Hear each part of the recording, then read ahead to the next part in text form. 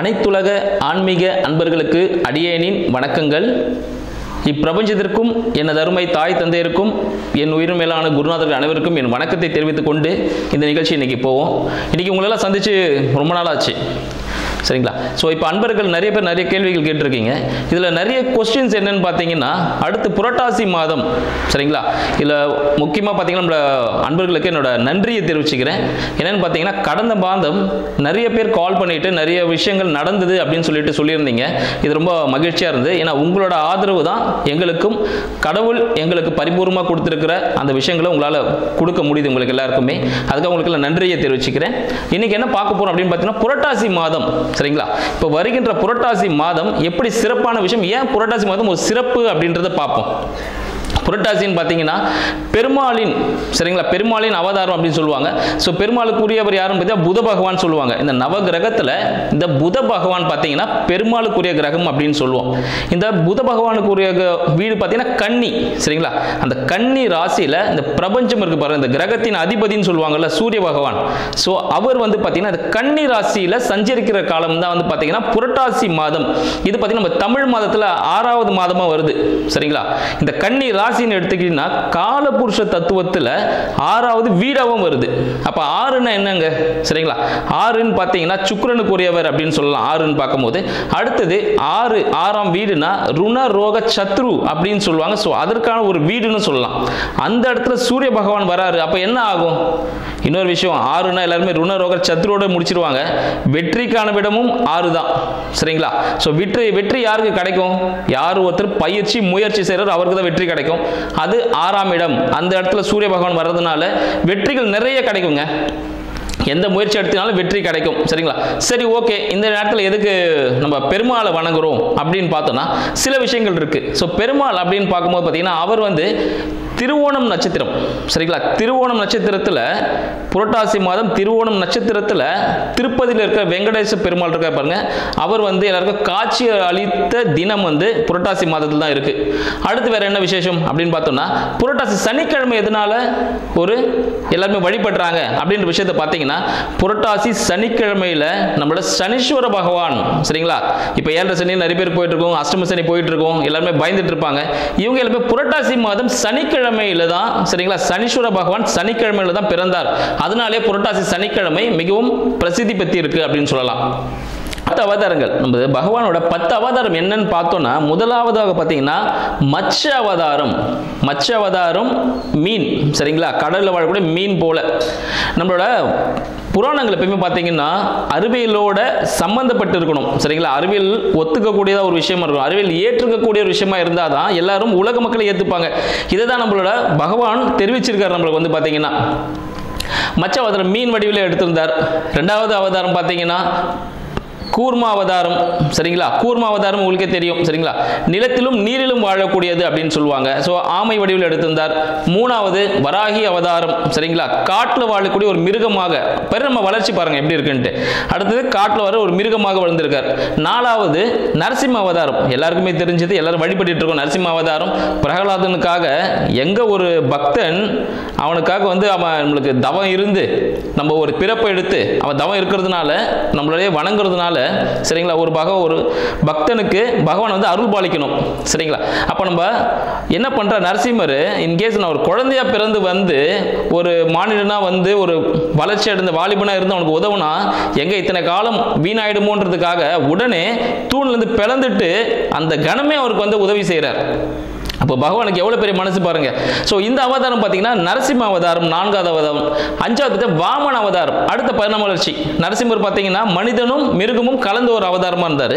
அடுத்தது வாமன அவதாரம் பார்த்தீங்கன்னா ஒரு குட்டையான ஒரு மனிதனா அவதரிக்கிறார், சரிங்களா? குட்டையான மனிதனா அவதரிச்சுட்டு தன்னோட காலடியாலே இந்த உலகத்தை அழகிறார். 3 அடியால உலகத்தை மொத்தமாக அளந்துட்டார், சரிங்களா?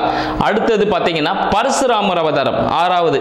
அப்போ குட்டையான மனிதன் ஆயாச்சு, அப்புறம் சமைச்சு சாப்பிடணும், சரிங்களா? ஸோ விலங்குகள் வேட்டையாடுறது, ஸோ அது போல அவதாரங்கள் செஞ்சுட்டு இருந்தார். அடுத்தது பார்த்தீங்கன்னா 7வது அவதாரம் பார்த்தீங்கன்னா ராம அவதாரம்.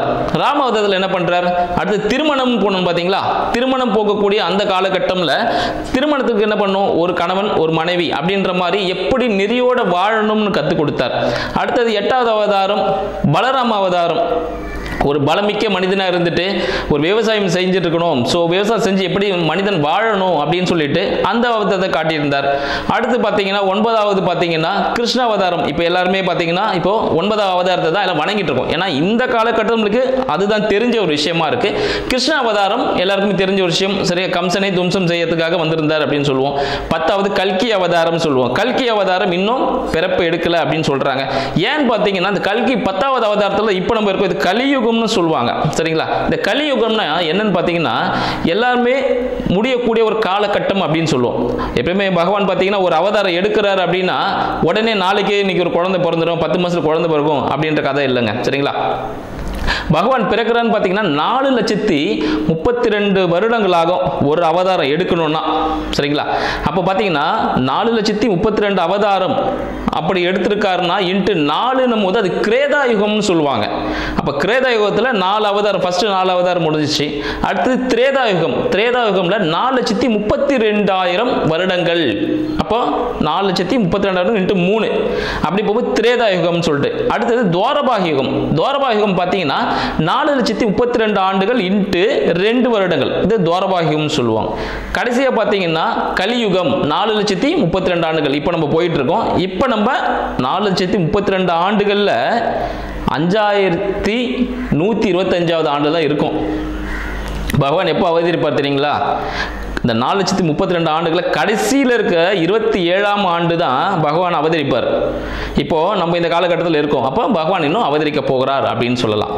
சரிங்களா, இப்போ இந்த கலியுகம்ல தான் வந்து நம்ம எல்லாருமே வாழ்ந்துட்டு இருக்கோம் அப்படின்னு சொல்லுவோம். இந்த கலியுக காலத்தில் இப்போ ஏன் பகவான் வந்து பார்த்தீங்கன்னா இந்த புரட்டாசி மாதத்தில் வணங்குறோம் அப்படின்னா, இந்த சூரிய பகவான் பார்த்தீங்கன்னா கன்னி ராசியில் இருக்கும் போது நீர்நிலைகளில் இருக்க கிருமிகள்லாம் வந்து பார்த்தீங்கன்னா கொஞ்சம் மாற்றம் அடையும் அப்படின்னு சொல்லலாம்.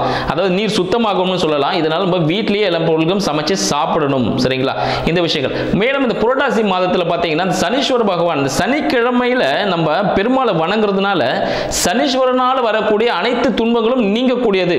சரிங்களா, அந்த விஷயங்கள்லாம் இருக்கு. சரிங்க, இந்த புரட்டாசி மாதம் அப்படின்னு பண்ணா நம்ம தழு போடுறது அப்படின்னு சொல்லுவோம். சரிங்களா, பகவானுக்கு படையல் வைக்கிறது. ஏன் இந்த சனிக்கிழமையில தான் பண்றோம்? சனிக்கிழமை ஏன் அந்த 3வது வாரம் தான் பண்றோம் அப்படின்னு சில விஷயங்களும் இருக்கு. ஏன்னா நம்ம ஒரு ஊருக்கு போனோம்னா அந்த பஸ் ஸ்டாம்புக்கு போனால் தான் அந்த பஸ்லேருந்து ஏறி அந்த ஊருக்கு போக முடியும். நம்ம இப்போ கன்னியாகுமரி போகிறதுக்கு நம்ம காஷ்மீரில் போய் உட்காந்துட்டு வேற ஏதோ பஸ் பிடிச்சி பஞ்சாப் வழியாக போயிட்டு எப்படி சுற்றிட்டு போகிறதுக்கும் போகலாம். பட் அதுக்கான காலக்கெடு முடிஞ்சிடும். நம்ம எந்த காரியமாக போகிறோமோ அந்த செயல் முடிஞ்சிடும். அதனால நேரத்துக்கு போகணுன்றதுக்காக இப்போ ஒவ்வொருத்தருக்கும் பார்த்தா முதல் வாரம் அப்படின்னு எடுத்துக்கு பார்த்தீங்கன்னா முதல் வாரம் தேவர்களுக்காக நம்ம பகவான் பார்த்தீங்கன்னா கொடுத்துருக்காரு முதல் வாரத்தில். ஏன்னா ஒரு ஸ்டெப் படி ஸ்டெப்பாக தான் வரணும், சீனியாரிட்டி படியா. ஸோ அப்படி பார்த்தீங்கன்னா முதல் வாரம் தேவர்களுக்காக கொடுத்துருக்கிறார். தேவர்கள் முதல் சனிக்கிழமையில பகவானுக்கு அவர் பிரம்மோற்சவம். சரிங்களா, திருப்பதியில் பார்த்தீங்கன்னா பிரம்மோற்சவம் நடக்கும் இந்த காலகட்டத்தில். இப்போ பார்த்தீங்கன்னா பிரம்மனே வந்து பெருமாளுக்கு உற்சவம் பண்ணி அவரோட விஸ்வரூப தரிசனம் பார்ப்பாராம். சரிங்களா, அதனால பிரம்மோற்சவம் எப்போ நடக்கும் பார்த்தீங்கன்னா முதல் வாரம். சரிங்களா, அப்போ ஸ்டார்ட் ஆகிடும். 2ஆம் வாரம் யாருக்கு அப்படின்னு பார்த்தீங்கன்னா தேவர்களுக்கு. சரிங்களா, அடுத்த கீழே இருக்க தேவர்களுக்கு 2ஆம் வாரம் கொடுத்துருக்காங்க. 3ஆம் வாரம் நம்மளால மனிதர்களுக்காக, 4ஆம் வாரம் நம்மளுக்கு அடுத்த நிலையில் இருக்கிற ஜீவராசிகளுக்காக அப்படின்னு சொல்லுவோம். சரிங்களா, இப்போ இந்த விஷயங்கள்லாம் போயிட்டு இருக்கும்போது என்ன ஆகுது பார்த்தீங்கன்னா இந்த 3வது வாரம் மிக சிறப்பானதாக மனிதர்கள் ஆகிய நம்ம பகவானை வீட்டுக்கு அழைக்கும் போது நிறைய விஷயங்கள் பண்றோம். அந்த காலத்துலலாம் பார்த்தீங்கன்னா அந்த காலத்தில் ஒரு 20 வருஷத்துக்கு முன்னாடி அப்படின்னு பார்த்தோன்னா சின்ன குழந்தைகளுக்கு பகவான் மாதிரி வேஷம் போட்டு கையில் ஒரு பாத்திரத்தை கொடுத்து வீடுகளில் அரிசியை வந்து பிக்ஷையாக வாங்கி, சரிங்களா, அதில் பொங்கல் எல்லாம் செஞ்சு பகவானுக்கு படைச்சிட்டு அந்த ஒரு பழக்கம்லாம் இருந்துச்சு. இப்போ நிறைய விஷயங்கள் எல்லாம் மாறுறதுனால எல்லாருமே அந்த விஷயத்தை மாறிக்கிட்டோம், எல்லாருமே அப்டேட் பண்ணிக்கிட்டோம். பட் இதெல்லாம் வந்து பழங்காலமாக தொடர்றதுனால நம்ம குழந்தைகளுக்கு நம்ம பெரியவங்க மூலியமா அதை சொல்லிக் கொடுக்க வேண்டியது நம்மளோட ஒரு கடமைங்க. இல்லைன்னா நிறைய விஷயங்கள் மறைஞ்சிரும். சரிங்களா, அந்த விஷயங்கள்லாம் இருக்கு. இப்போ 3வது வாரம் நம்ம எல்லாருமே பகவானை தரிசிக்க போறோம். பகவானை ஆக்சுவலி எல்லா வாரமும் நம்ம பகவானை கும்பிடுவோம். பட் 3ஆம் வாரம் செய்யும்போது இன்னும் சிறப்பான விஷயங்கள் நம்மளுக்கு கிடைக்கும். அன்னைக்கு என்னெல்லாம் செய்யலாம்? அன்னைக்கு மறக்காம புளியோதரை, சக்கரை பொங்கல், பால் பாயாசம். சரிங்களா, இது 3ம் முக்கியமான விஷயம். அடுத்து மெதுவடை கண்டிப்பாக செய்யுங்க. அதில் வெங்காயம் சேர்க்கக்கூடாது, ஆனியன் சேர்க்காம நீங்கள் அந்த விஷயத்தை பண்ணுங்க. சரி, எப்போ நீங்கள் பகவானை வணங்கலாம் அப்படின்னு பார்த்தீங்கன்னா 3ஆம் வாரம் சனிக்கிழமை காலையில் 10:50 11:30. சரிங்களா, இல்லை நிறைய பேர் சொல்லுவாங்க, ஐயா நான் வந்து அசதியாக தூங்கிட்டேன், இல்லை எனக்கு நான் வந்து பேஷண்ட்டு வாட் எவர் நான் மெடிசன் போட்டுட்ருக்கேன் அப்படின்னா ஒன்றும் பிரச்சனை இல்லைங்க. ஒரு 12:30 மணிலேருந்து 1:30 மணிக்குள்ளே சரிங்களா பகவானை நீங்கள் வழிபடலாம். பகவானை வழிபட்டு முடிச்சுட்டு சரிங்களா பெரியோர் காலில் விழுந்து ஆசீர்வாதம் வாங்கணும். அதே போல் அங்கே வச்ச பிரசாதம் எல்லாமே பார்த்தீங்கன்னா நம்ம சாப்பிட்டு முடிச்சுட்டு மற்றவங்களுக்கு அதை கொடுத்து அதை காலி பண்ணு, வேஸ்ட் ஆக்கி குப்பையில் எதுவும் போட வேண்டாம் சரிங்களா. இந்த விஷயத்தை கொஞ்சம் கரெக்டாக ஃபாலோ பண்ணோன்னா நமக்கு நிறைய விஷயங்கள் நடந்திருக்கும். இப்போ நீங்கள் எல்லாமே தெரிஞ்சிட்டு இருப்பீங்க இந்த பகவான் பார்த்தீங்கன்னா எதனால புரட்டாசி மாதத்துக்கு இவ்வளவு சிறப்பு இருக்கு அப்படின்னு சொல்லிட்டு எல்லாருக்கும் தெரிஞ்சிருக்கும். இப்போ உங்களோட ராசி பலன்களை பார்ப்போம். ஒவ்வொருத்தருக்கும் புரட்டாசி மாதம் என்ன விதமான ராசிகளை பலன்களை அளிக்க போகிறது அப்படின்ற விஷயத்தை நம்ம பார்க்கலாம். ரோகிணி நட்சத்திர அன்பர்கள், ரோகிணி நட்சத்திர அன்பர்கள் பார்த்தீங்கன்னா எதையும் வந்து பல வாட்டி திங்க் பண்ணிக்கிட்டே இருப்பீங்க, பல யோசனைகள் இருந்துகிட்டே இருக்கும், பல முயற்சிகள் போய்கிட்டே இருக்கும். இந்த ரோகிணி நட்சத்திர அன்பர்களுக்கு பார்த்தீங்கன்னா எதையும் பார்த்தீங்கன்னா உடனே செஞ்சு முடிச்சிடணும், அதில் உடனே ஒரு ரிசல்ட்டை பார்க்கணும் அப்படின்ற ஒரு மனப்பான்மை அவங்களுக்கு இருந்துகிட்டே இருக்கும். அந்த திங்கிங்கில் ஓடிக்கிட்டே இருப்பாங்க.